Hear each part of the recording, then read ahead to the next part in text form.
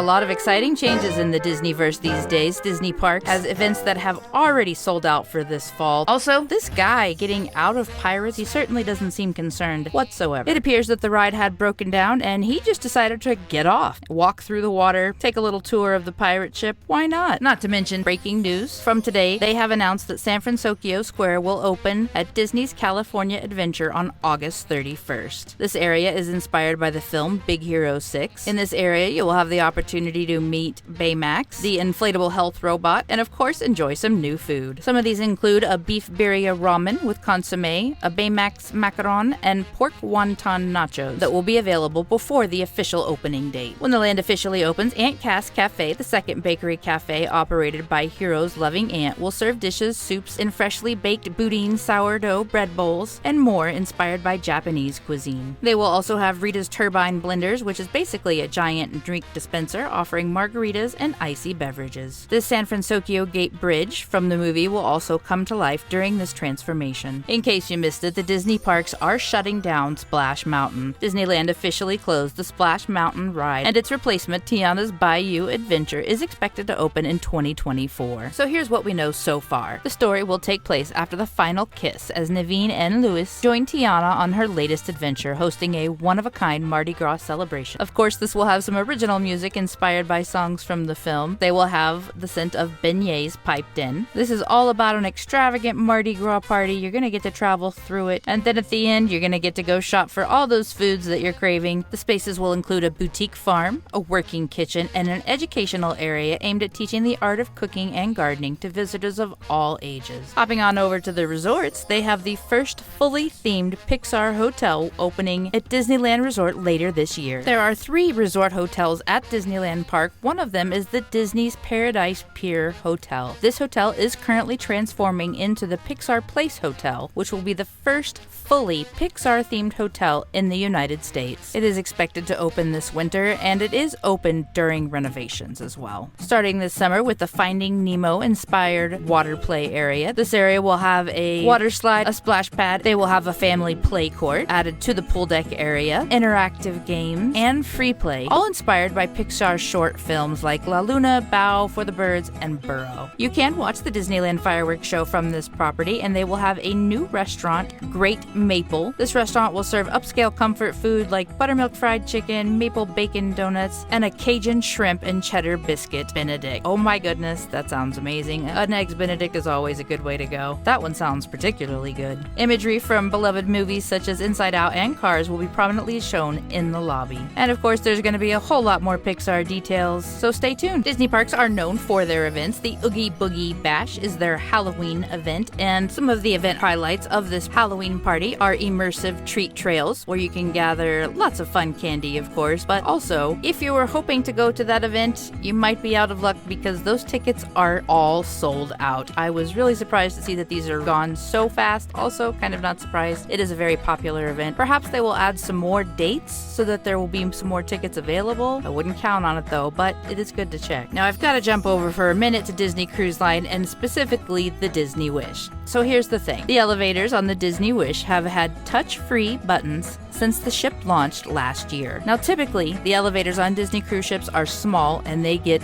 very full. It's hard enough to keep those tiny fingers off those buttons as it is. So what happens to sensitive touch-free buttons in a full elevator? Especially ones with tiny fingers getting close to those buttons? A leisurely tour of the ship's stairwell as you stop at every floor. They have finally changed these into actual push buttons, so hopefully those leisurely stairwell tours are a thing of the past. Thank you to Scott Gustin for sharing these images. This has got to be a huge improvement. And while we're on Disney Cruise Line, there have been a couple of things specific to the Disney Dream that have been fairly interesting lately. The first is they have started a wash and fold service. This is exclusive to the Disney Dream at the moment. They are testing this out. Thanks to James Shaw, who shared this in a Disney cruising group. They were the second cruise to be trying this out. The details for this wash and fold, that is supposed to be 30 pieces maximum to wash and fold for $25. Leave the laundry bag out. Collection will take place prior to 10 a.m. and all items will be returned to your stateroom within 48 hours, is what they are stating. So 30 pieces of wash and fold, $25, returned within 48 hours. Sounds like a pretty good deal. There's a reason they test these things though, because things do not always go to plan. Feedback we're seeing here is that it took over 3 days to get get it back for a lot of people. It does seem to be taking a little bit longer than the 2 days, and some people are getting some things returned with some damage. I think this is definitely one to watch. If you're interested in this could especially be useful on those longer Mediterranean and transatlantic cruises. Recently, Disney Cruise Line has also updated their check-in window. When you're going on a Disney cruise, the check-in window is very important. This is when you can reserve your port arrival time. Earlier port arrival time, earlier on the ship. If you have changes that need to be made, that can be really handy. If you want to go on the water slide, get out there first thing, you'll get a nice short line. That can be handy. There are a few other reasons people like early port arrival times. In order to get one of those, you have to know when your check-in window opens. Whatever date that will be, it will open at midnight Eastern Standard Time. We highly suggest getting on there the minute it opens. We will have someone on the computer and on the app. Bypass all of the regular information that you can. You can always go back and update it. Select your port arrival time. If you are a brand new cruiser, the check-in window is 75 days prior to cruising sail date. Because of COVID, they changed the check-in date to a 30-day window, but it has now been returned to their old ways of the check-in window being designated by your castaway club level. So if you are a brand new cruiser, you'll be able to check in 75 days prior to your sail date. Silver is 90 days, and if you're any higher than that, then you know when your check-in is. So make sure you take a note of that date, put it on your calendar so you're ready when the time comes. One other thing we saw that was interesting on the Disney Dream recently is that they did not have the Animator's Palette knives in the restaurant. In Animator's Palette restaurant, which is one of their 3 main dining rooms, they have this cute little Animator's Palette knife. It is always available in the dining room and typically in the gift shop as well. It was not on one of the European cruises this summer. We do have a couple of other updates for Disneyland, but first I'm going to go ahead and finish off with Disney Cruise, because another fun thing they've got starting this month is the Disney Cruise bands. They have been testing this wristband on the Wish this summer, and it debuts officially on the Disney Fantasy on July 29th. Eligible guests that are cruising from that date can order 45 to 11 days prior to sailing. Guests sailing on the Disney Wish and starting with the July 29th voyage on the Disney Fantasy are invited to purchase and experience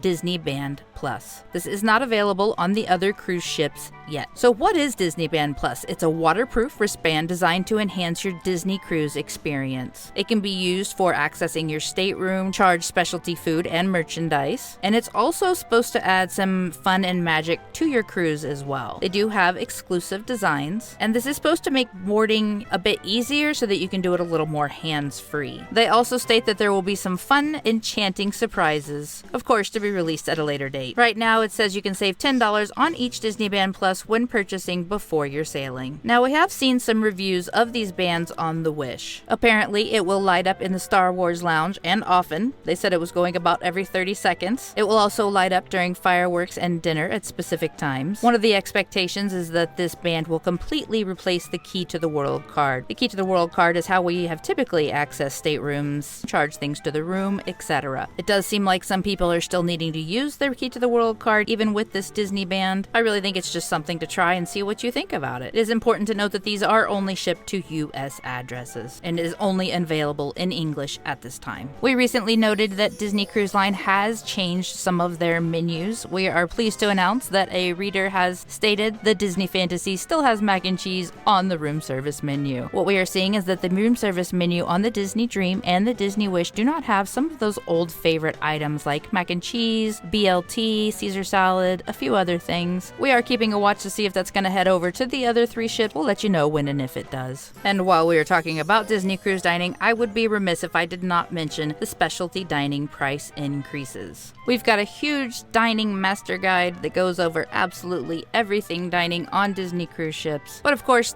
this update just came out. There are specialty dining restaurants on each of the cruise ships. Palo is their northern Italian restaurant on all 4 ships, and it's Palo's Steakhouse on the Disney Wish. Remy is the French restaurant on the Dream and Fantasy, and Enchanté is the French restaurant on the Disney Wish. If you would like to dine at Palo or Palo's Steakhouse for brunch or dinner, that experience is now $50 per person. For Remy, it is now $80 per person for the brunch, $135 per guest for dinner, or $65 each for the dessert option. The Enchanté is very similarly priced, $80 for brunch, $65 for the dessert offering. The multi-course Passion and Collection dinner options are now $135 and $205. These new prices apply to reservations made on or after Tuesday, Tuesday, July 11th. They did have the Rogers the Musical live theater show, which premiered at the Disneyland Resort on June 30th. This is an all-new one-act live theater production performing for a limited time up until August 31st, 2023. It is approximately 30 minutes runtime, and people really are enjoying this show. I've seen a lot of great reviews about this musical. Check it out if you're over there. And finally, the Disney Treasure is their 6th ship in their fleet. It is currently being built at Meyer Werft Shipyard in Germany, where everything seems to be completely on track for their 2024 release. Of course, if that stays on target, time will tell. But in the most recent update from this week, they show the installment of the bridge block, which has important navigational equipment. This is where the future captain and crew will be able to control the ship's directions and speed. It doesn't look like much yet, but it is really fun to watch this being built out piece by piece, and of course just shows that they are hopefully on target for next year's inaugural sailing. If you haven't seen it yet, our most recent video was a Disney Cruise Dining Master Guide. It's about an hour long, and it has absolutely everything you might want to know about food on a Disney cruise ship.